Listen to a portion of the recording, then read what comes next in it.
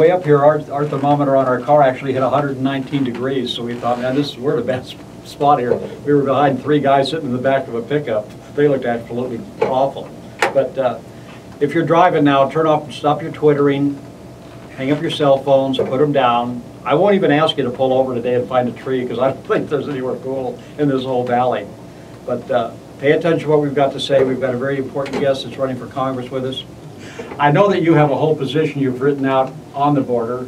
I have it right here in front of me. It's only a couple pages long, but we only have a half hour. So in a synopsis, what is your plan for the border? What do you believe we need to do first, second, just kind of a quick shot at fixing this problem? So getting back to our position paper we wrote called SOS, Secure Our Safety, 12 steps. Here's the top 3. Number 1, the fence that's down there is inappropriate. There's no deterrent, there's no razor wire at the top. We are calling for the fence to be completed and be completed with razor wire at the top, like a prison deterrent. Number 2, we got 17,000 border agents. Unless you want to change their name to highway patrol agents, move them all, for the most part, down to the border where they belong. On the illegals that are in the country, what do we do with them? I am totally not for amnesty. I'm not for amnesty. I think the people who are here probably should go back and reapply to the normal channels. But I don't want to have a controversy with many people out there in this particular topic. I want them to know that I'm focused on the border right now. I'm truly focused on the problem with our particular border. So let's say, let me bring this back a different way. Let's say you and I disagree on 1070. All right. For argument's sake. We disagree on 1070. I think that's perfectly fine if at the end of the day we can come away with the agreement about what's going on with the border. Because it's no longer about people looking for work that are scaring me. It's the cartels and the felons and the terrorists that are affecting our way of life. What can you do, not just for the Department of Energy, but you've got the EPA, the Department of Education, and a couple of others back there that are not really serving any real functional purpose. They take a lot of our money and they spend it on each other, and our prices keep going up, the education system keeps going down, we keep importing more oil, they keep sticking environmental protection policies on us, which costs everything more to make. It doesn't do much for the environment, but it sure keeps people working.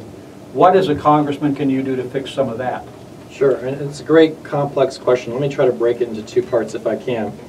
When it comes to the oil question, the BP question, you're right, we're 50, 60, 70% dependent on foreign oil. That's a national security risk. We can't be dependent on these foreign countries for our future. No. We need to be doing everything we can to drive that back to the United States, whether it's a form of drilling on our shores more than we're doing, new energies, new technologies, more nuclear.